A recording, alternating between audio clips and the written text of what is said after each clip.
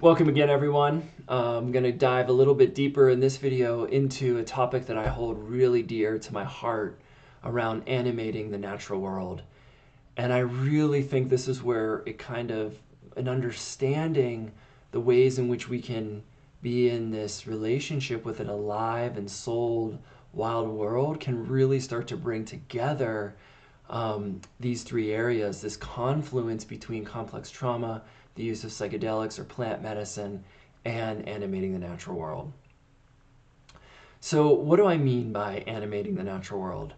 Um, for me, this is a process of coming into a shift from our contemporary kind of reductionist scientific society where we see the world and the cosmos as dead, as this kind of mechanical machine, and where we as humans are the most highly intelligent beings, and a mountain is not alive, or a rock is not alive, that there's a really limited definition for what is living. And this, what I'm talking about, animating the natural world, is coming into a relationship with a world that is completely alive and conscious and aware of our presence and is waiting for us to be in this deeper conversation. And there's a few ways to kind of come into this conversation. One, I learned through author and Jungian analysis Stephen Gallegos, who talks about the four windows of knowing, which his way in which he starts to look at, which kind of comes from Jung's work, is to look at windows in which we learn about ourselves and the world through thinking, our sensing, our five senses and beyond, um, our feeling body, our emotional, kinesthetic body, and our imagination. And I think the imagination is what's most important here because we have, as a whole, I think in the Western world, been so misinformed about imagination that we've learned to believe that imagination is just in play, that when we imagine something, it isn't real. And for me, there's kind of two kinds of imagination. There's like a direct imagination and an indirect.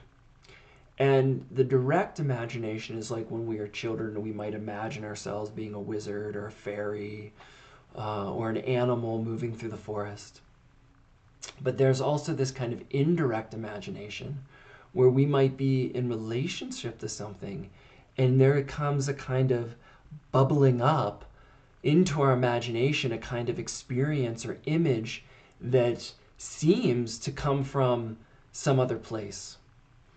And it is in this kind of imagination where we can really learn, this indirect imagination, where we can really start to experience a deeper conversation with the wild world, with these beings of the world, the plants, the animals, the trees, the rocks, the landscape, where we can deepen into a kind of conversation that's not readily available to us when we're stuck just in the intellect. But it's important to also note that we might also be in a kind of conversation in these places through our senses.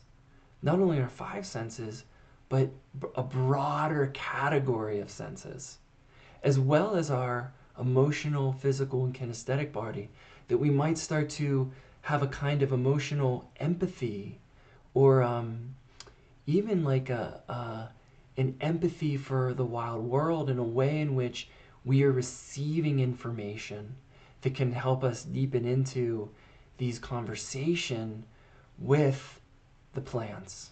And in this case, what we're talking about are plant medicine. We're talking about psychedelics, and we're starting to, if you haven't already, which I imagine you have, started to recognize that these are beings with a kind of consciousness that are deeply intelligent, that are here in ways to support our evolution as a whole, as well as our evolution individually, in a way that we might heal and evolve into a greater connection, not only with our planet, but with the cosmos in itself, to understand the kind of unfolding that's occurring within the grand story of our planet and our planet's relationship to the greater cosmos, but then individually our own kind of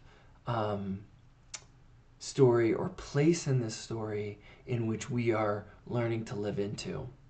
And such a big part of that is healing. Healing our complex trauma, healing our developmental trauma, so that we then can be in a greater connection to ourselves, which then allows a greater connection to not only these beings that we're in relationship, whether it's the plants, the animals, the landscape, but the bigger conversation of the cosmos. And that unfolding in which we can participate in brings us much more alive. It brings us, there's a kind of energy and aliveness that begins to flow with us, in us, and through us in relationship to the energy that's moving through all things. And when we start to participate in that, is then when we are become participatory agents in the unfolding story in which we are part of, especially now during the times that we are living in, where we're seeing such kind of crisis and chaos, which is the mark of transformation and evolution. So I'm going to discuss a little further in the next video how this really starts to weave in. Animating the natural world starts to really weave into, kind of more on a practical level, complex trauma and working with these medicines. But, you know, one of the ways that you might start to open up, if you're curious, of how to be in relationship with animating the natural world, is to simply take a walk out. It could be in your backyard. It could be out into a semi-wild place or a park or even the forest. And start by simply introducing yourself. Really slowing down and introducing yourself. Really offering yourself maybe as a gift to this place in a way that you are opening up to engaging in receiving something in return.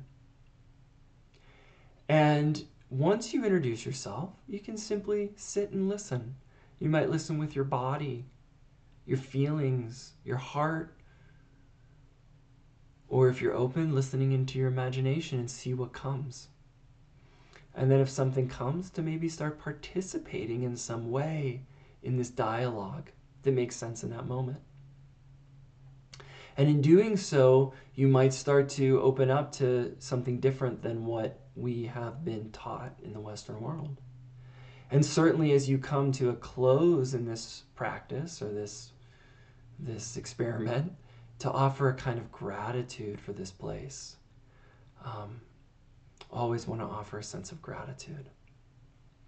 And I'll chat more about some of these practices and, again, how psychedelics and complex trauma weave into animating the natural world as we move forward in this series. Okay, much love.